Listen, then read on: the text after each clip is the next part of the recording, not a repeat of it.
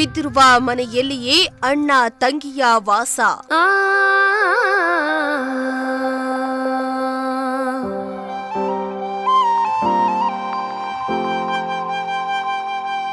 எங்கே போனாலும் பொன்வானம் கண்ணோடு.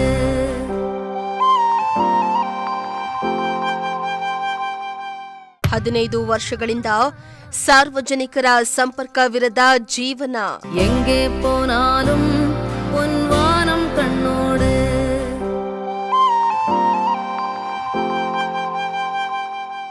ಚಾವಣಿ ಇಲ್ಲದೆ ಗಬ್ಬೆದ್ದು ನಾರ್ತಾರುವ ಮನೆಯಲ್ಲಿ ಅಣ್ಣ ತಂಗಿ ಬದುಕು.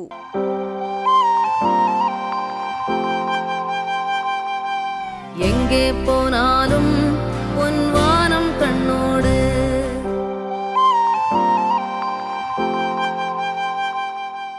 ಎಸ್ ವೀಕ್ಷಕರೇ, ಜೀವನ ಅಂದ್ರೇನೆ ಹಾಗೆ ಕಣ್ರೆ. ನಾವು ಅಂದ್ಕೊಂಡ ಹಾಗೆ ಇರೋದಿಲ್ಲ. ಮನುಷ್ಯ ಬಯಸಿದ್ದು ಒಂದು, ಆದ್ರೆ ದೈವ ನೀಡೋದು ಇನ್ನೊಂದು. ವಿಧಿಯಾಟದ ಮುಂದೆ ನಾವೆಲ್ಲರೂ ಶೂನ್ಯ ಅನ್ನೋ ಮಾತಿದೆ. ಅದರಂತೆ ಇಂದಿಗೂ ಕೂಡ ಅದೆಷ್ಟೋ ಕುಟುಂಬಗಳು ಒಂಟಿಯಾಗಿಯೇ ಬದುಕ್ತಾ ಇವೆ. ಜಗದ ಜಂಜಾಟದಿಂದ ದೂರಾಗಿ ಪ್ರಪಂಚಕ್ಕೆ ತಮ್ಮನ್ನ ತಾವು ತೋರಿಸಿಕೊಳ್ಳದೆ ತಮ್ಮಿಷ್ಟದಂತೆ ಜೀವನ ನಡೆಸ್ತಾರ. ಅದಕ್ಕೆ ಯಾವ ಬಂಧವೂ ಹೊರತಾಗಿಲ್ಲ. ಕೆಲವೊಮ್ಮೆ ಸಿಂಗಲ್ ಆಗಿ ಬದುಕಿದ್ರೆ, ಕೆಲವೊಮ್ಮೆ ಮತ್ತೊಬ್ಬರ ಜೊತೆ ಬದುಕ್ತಾರೆ. ಇತ್ತ ಅಣ್ಣ ತಮ್ಮ, ಅಕ್ಕ ತಂಗಿ, ಅಣ್ಣ ತಂಗಿಯರು ಯಾವುದೋ ಮಾನಸಿಕ ದೌರ್ಬಲ್ಯಕ್ಕೆ ಒಳಪಟ್ಟು ಯಾರ ಸಂಪರ್ಕಕ್ಕೂ ಬಾರದೆ ಬದುಕ್ತಿದ್ದಾರೆ. ಹೌದು, ಈ ರೀತಿಯಾಗಿ ಇಲ್ಲೊಂದು ತಾಲೂಕಿನಲ್ಲಿ ಅಣ್ಣ ತಂಗಿ ಇಬ್ಬರು ಪಾಳು ಬಿದ್ದ ಮನೆಯಲ್ಲಿಯೇ ಜೀವನ ಸಾಗಿಸ್ತಾ ಇದ್ದು, ಯಾವುದೇ ಮೂಲಭೂತ ಸೌಕರ್ಯವಿಲ್ಲದೆ ಅಕ್ಕಪಕ್ಕದವರು ನೀಡುವ ಆಹಾರ ತಿಂದುಕೊಂಡು ಕತ್ತಲಲ್ಲಿಯೇ ಜೀವನವನ್ನ ಕಳೆದಿದ್ದಾರೆ. ಇವರ ಪರಿಸ್ಥಿತಿ ನೋಡಿದ್ರೆ ಎಂತಹವರ ಕಣ್ಣಲ್ಲೂ ಕಣ್ಣೀರು ಬಾರದಿರೋದು. ಇಂತಹ ಶೋಚನೀಯ ಸ್ಥಿತಿಯಲ್ಲಿ ಈ ಅಣ್ಣ ತಂಗಿ ಹೇಗೆ ಬದುಕ್ತಿದ್ದಾರೆ ಅನ್ನೋ ಸಂಕಟ ಎಲ್ಲರನ್ನ ಕಾಡ್ತಾ ಇದೆ. ಎಲ್ಲಿ ಅಂತೀರಾ ಈ ಸ್ಟೋರಿಯನ್ನ ನೋಡಿ. எங்கே போனாலும் பொன்வானம் கண்ணோடு.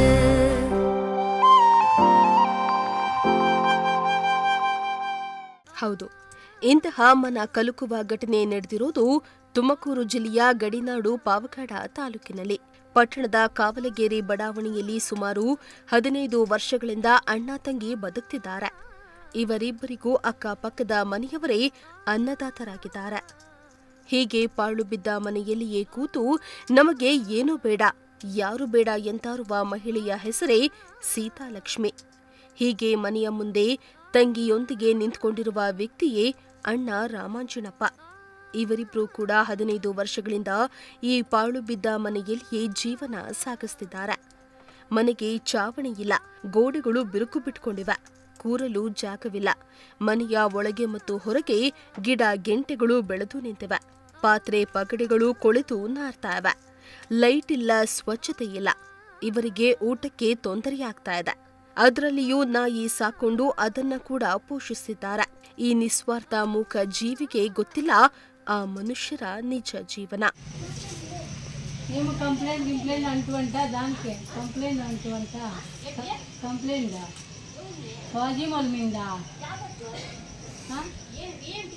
వాళ్ళు ఎవరో వచ్చింటే నువ్వు చెప్తూ అంట అవేత్తుకోపోయినారు చెప్పు. చెప్పండి చెప్పు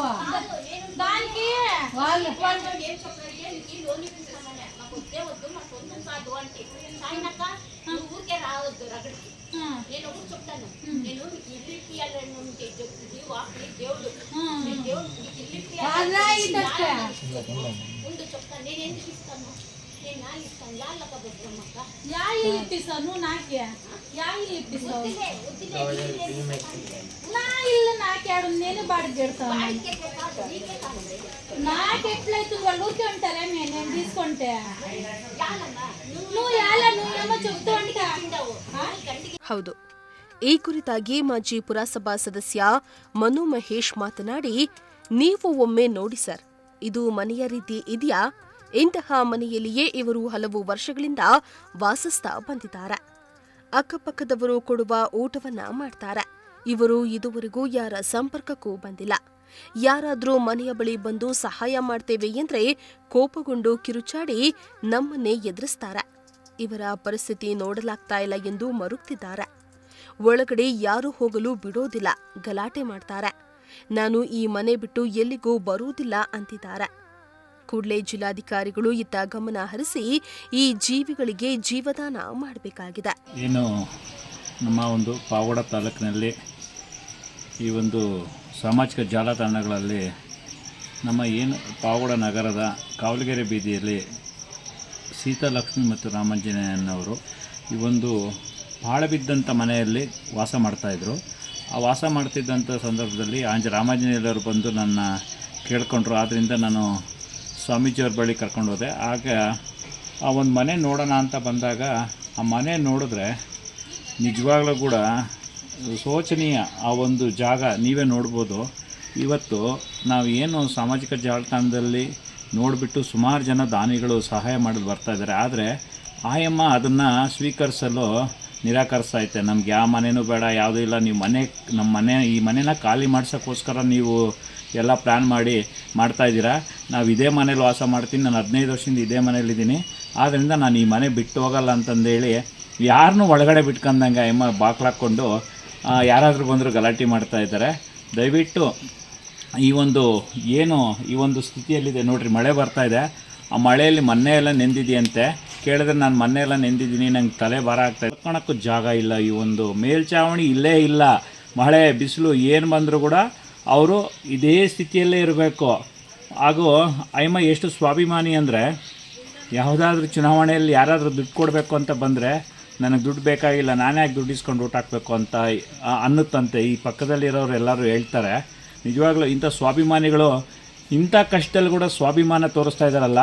ದಯವಿಟ್ಟು ಇದಕ್ಕೆ ಅವ್ರಿಗೆ ಸಹಕಾರ ಮಾಡಲು ಸರ್ಕಾರ ಹಾಗೂ ಇಲ್ಲಿನ ಜನಪ್ರತಿನಿಧಿಗಳು ಹಾಗೂ ಅಧಿಕಾರಿಗಳು ಹಾಗೂ ಜಿಲ್ಲಾ ಮಟ್ಟದ ನಮ್ಮ ಜಿಲ್ಲಾಧಿಕಾರಿಗಳು ಸೂಕ್ತ ಕ್ರಮ ವಹಿಸಿ ಇಮಿಡಿಯೇಟಾಗಿ ಅವ್ರಿಗೆ ಯಾವುದಾದ್ರೂ ಒಂದು ಚೆನ್ನಾಗಿರೋಂಥ ಮನೆನ ಸೂರನ್ನ ಕಲ್ಪಿಸ್ಕೊಡ್ಬೇಕಾಗಿ ಅವರಲ್ಲಿ ಮನವಿ ಮಾಡ್ತಾಯಿದ್ದೀನಿ. ಇನ್ನು ರಾಮಾಂಜನಪ್ಪನಿಗೆ ಕಿವಿ ಕೇಳಿಸೋದಿಲ್ವಂತೆ. ಈ ಪಾಳು ಬಿದ್ದ ಮನೆಯೊಂದರಲ್ಲಿ ವಿದ್ಯುತ್ ವ್ಯವಸ್ಥೆ ಇಲ್ಲ, ಯಾವುದೇ ಮೂಲಭೂತ ಸೌಲಭ್ಯವಿಲ್ಲದೆ ಅಣ್ಣ ತಂಗಿ ಇಬ್ಬರು ವಾಸಿಸುತ್ತಿದ್ದಾರೆ. ಈ ಮನೆಯಲ್ಲಿ ಹಂದಿ ಮತ್ತು ನಾಯಿಗಳು ಕೂಡ ವಾಸ ಮಾಡಲು ಯೋಗ್ಯವಿಲ್ಲ. ಇಂತಹ ಮನೆಯಲ್ಲಿ ಅಣ್ಣ ತಂಗಿ ವಾಸ ಮಾಡ್ತಾ ಇರುವುದನ್ನ ಕಂಡ್ರೆ ಎಂತಹವರಿಗೂ ಕರುಳು ಹಿಂಡುವಂತಾಗತ್ತೆ. 15 ವರ್ಷದಿಂದ ಈ 2 ಜೀವಗಳು ಅದೇಗೆ ಬದುಕಿದ್ದಾವೋ ಅನ್ನೋ ಪ್ರಶ್ನೆ ಮೂಡ್ತಾ ಇದೆ. ಭಾಳ ಬದುಕಿರೋದು.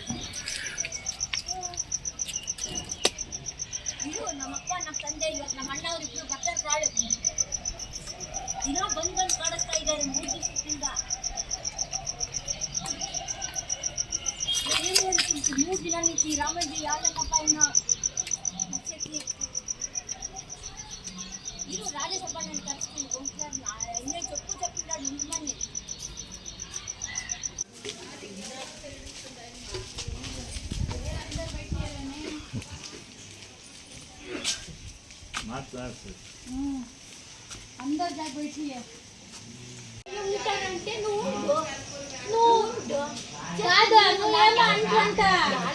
కాదు వాళ్ళ దగ్గర ఏమో చెప్తూ అంటాను సీత.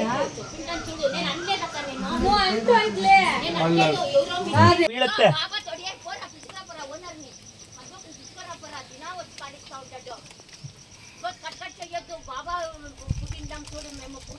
ಇತ್ತ ಅಕ್ಕಪಕ್ಕದ ಮನೆಯವರನ್ನ ಮಾತನಾಡಿಸಿದ್ರೆ ಮಾತ್ರ ಮಾತನಾಡ್ತಾರೆ, ಇಲ್ಲವೆಂದ್ರೆ ಆ ಪಾಳು ಬಿದ್ದ ಕೊಂಪೆಯಲ್ಲಿಯೇ ಜೀವನ ಸಾಗಿಸ್ತಾರೆ. ಈ ಅಣ್ಣ ತಂಗಿಯ ಜೀವನ ಯಾರಿಗೂ ಬೇಡ ಅಂತಾರೆ ಅಕ್ಕಪಕ್ಕದಲ್ಲಿ ವಾಸಿಸುವ ಜನರು. ಒಂದ್ ವೇಳೆ ಯಾರಾದ್ರೂ ಬಂದ್ರೂ ಕೂಡ ಆ ಮುರುಕು ಬಾಗಿಲನ್ನ ಹಾಕೊಂಡೇ ಮಾತನಾಡಿಸ್ತಾರೆ. ಯಾರಾದ್ರೂ ಹತ್ತಿರ ಹೋಗ್ತಾರೆ ಅಂದ್ರೆ ಭಯದಲ್ಲಿಯೇ ವರ್ತಿಸ್ತಾರೆ. ನಿಮಗೆ ಸಹಾಯ ಮಾಡಲು ಬಂದಿದ್ದಾರೆ ಎಂದು ಅಕ್ಕಪಕ್ಕದವರು ತಿಳಿಸಿದ್ರೆ ನಮಗೆ ಏನೂ ಬೇಡ ಎಂದು ಹೇಳ್ತಾರೆ. ಕೆಲವೊಮ್ಮೆ ಜೋರಾಗಿಯೇ ಗಲಾಟೆ ಮಾಡ್ತಾರೆ. ನಮಗೆ ಆ ರಾಘವೇಂದ್ರ ಸ್ವಾಮಿ ಇದ್ದಾನೆ, ನಮಗೆ ಯಾರು ಬೇಡ ಏನು ಬೇಡ ಎಂತಾರೆ.